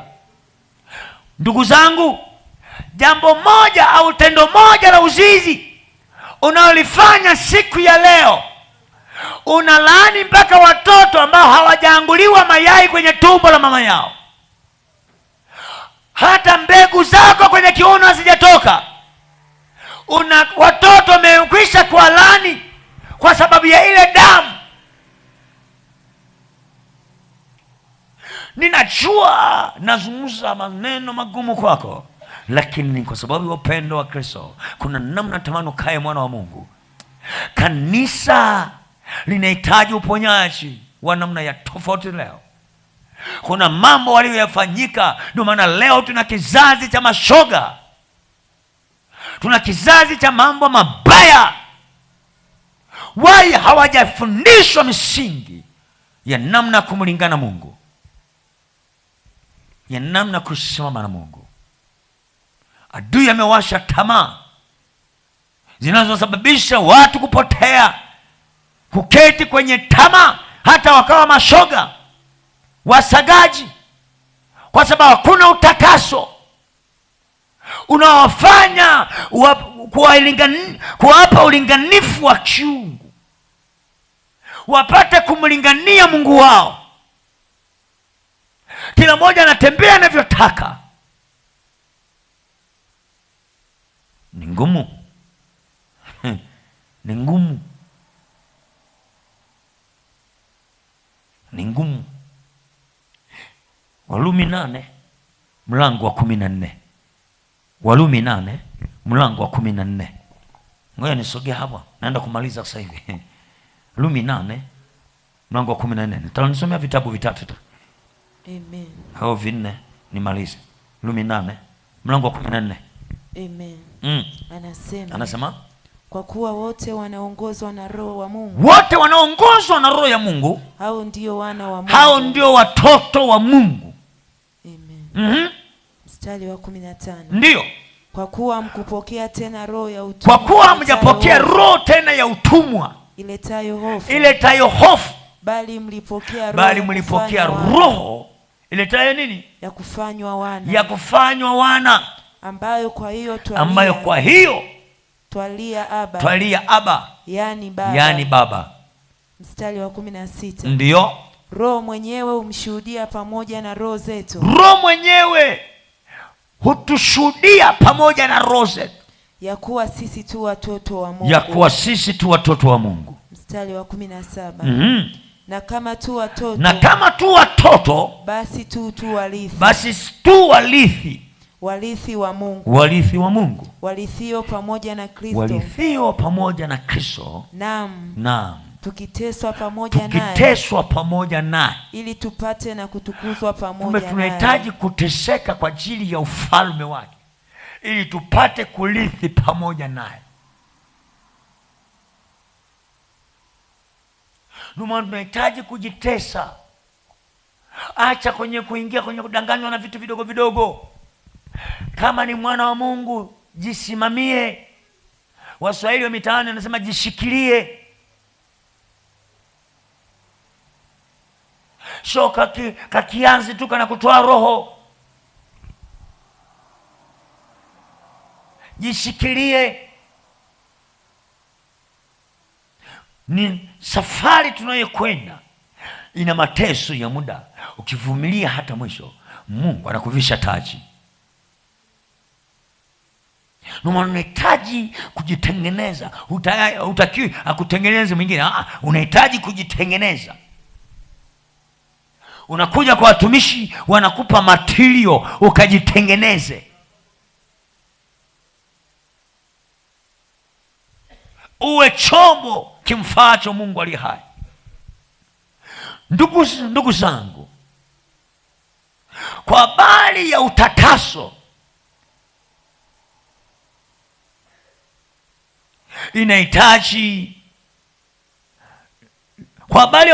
linahitaji kujikana na linahitaji maamuzi magumu. Utakaso unahitaji maamuzi magumu. Hello.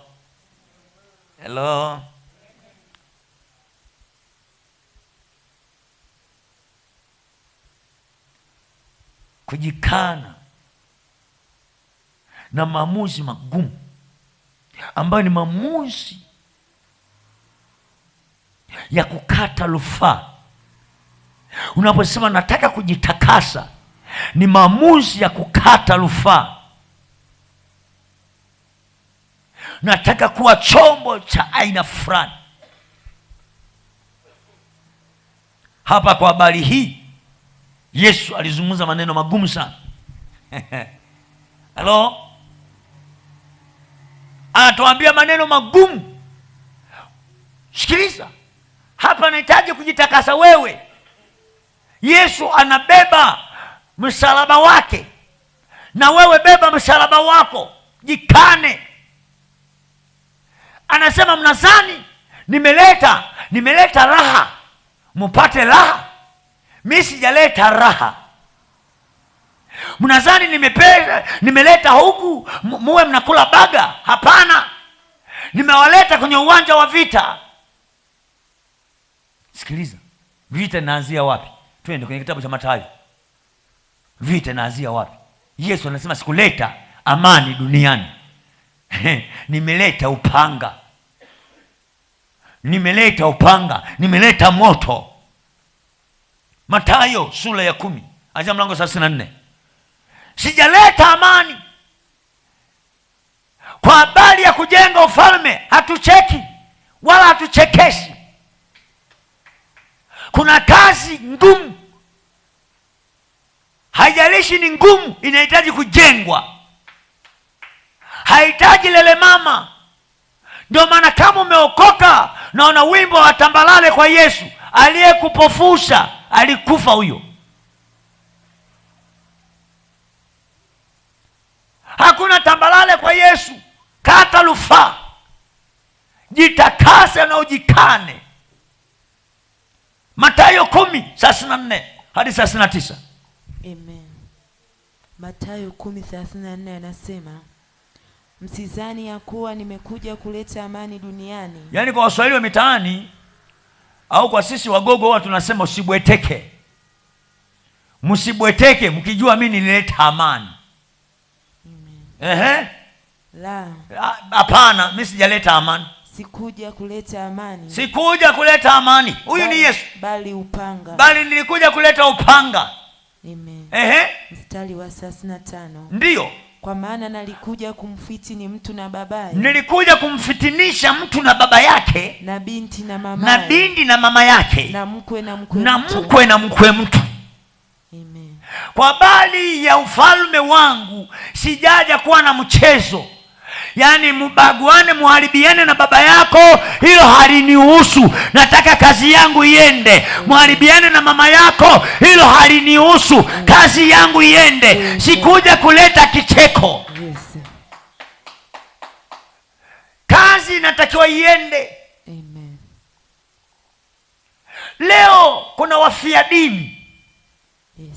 Nataka nikushauri usio mfia dini. Mfie Kristo. Amen. Jitakase kwa ajili ya Kristo. Amen. Leo kuna wafia dini. Ndio maana wafia dini wako hivi. Umeokoka. Mume anasema kwa sababu umeokoka na kuacha.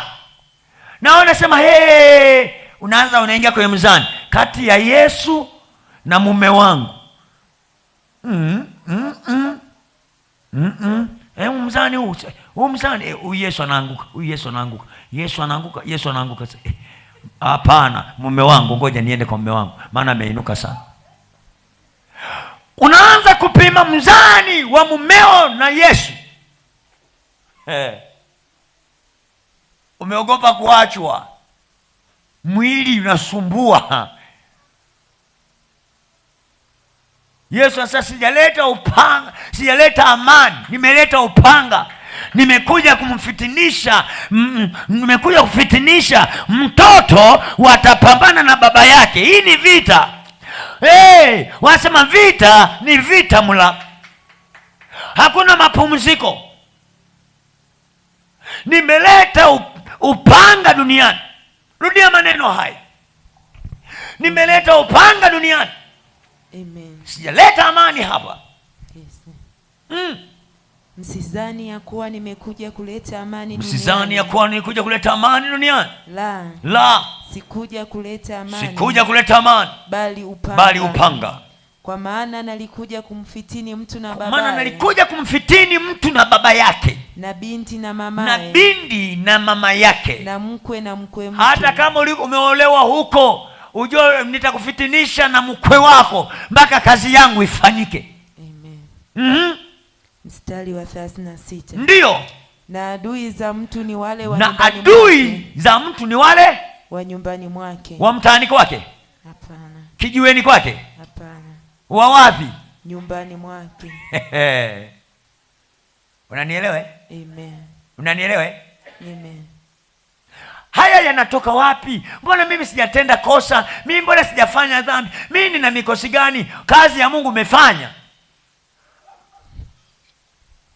Kabla hujaanza kusema hivi, mimi najua, mimi inaonekana nina chunusi mimi.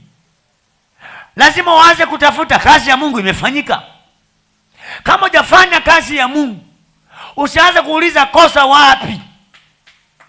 Utapunyuliwa tu na ufanikiwi. Lakini ukifanya kazi ya Mungu, kuna vitu vinakwenda. Wala hutaanza kusema waganga, amna. Yes. Wezio wataenda kwa Kalumazila. Yes. Lakini wewe utasema niko na Yesu wangu. Amen. Niko na Yesu wangu. Amen. Kila kitu kinaenda. Amen. Siogopi. Yes. Siogopi. Amen. Na ukakuta kila kitu kinakwenda. Unanielezea? Amen. Kuna mtu yanayemwelea. Yes. Nisikilize, ngoja nisome nikusaidie tena hapa mstari ule wa Isha. Umefika sasa ngapi? 36. 36. Na adui za mtu ni wale wa nyumbani mwake. Apendaye baba au mama kuliko mimi hanistahili. Hapa utachagua wewe kati ya bibi yako, shangazi yako, mama yako na Yesu, yupo nampenda. Ampendaye baba yake na mama yake kuliko mimi hanistahili. Unaelewa maana utakaso? Lakini kuna mtu anayenielewa hapa? Yaani mtu anayetaka sema nampenda Yesu linahitaji maamuzi magumu. Boyfriend tu anakuhangaisha kichwa, hapo sema unampenda Yesu. Acha unafiki, acha unafiki. Hello. Ukiona bado unahangaishwa na vibama, ujue bado wewe hujaokoka. Haleluya. Usinikasirikie mimi nasoma neno. Ampendaye baba au mama kuliko mimi hanistahili, wala apendaye mwana au binti kuliko mimi hanistahili. Wala mtu asiyechukua msalaba wake akanifuata hanistahili. Mwenye kuiona nafsi yake ataipoteza, naye mwenye kuipoteza nafsi yake kwa ajili yangu ataiona. Unanielewa? ambaye yuko tayari kufa kwa ajili ya jina la Yesu, anasema huyu ataishi, huyu ataishi, huyu ataishi. Lakini anayeogopa kufa kwa sababu wanasema usimhubiri Yesu, anasema huyu atakufa tu, atakufa tu. Ayubu anasema nalifanya agano na macho yangu nisije nikamwangalia msichana. Nalifanya agano na macho yangu, kwa hiyo nawezaje kumwangalia msichana? Mimi wasichana hawaniangaishi. Why? Kwa nimefanya agano na viungo vyangu kwamba sitakaa nihangaike na vitu vya kidunia. Nitahitaji kuhangaika na Kristo.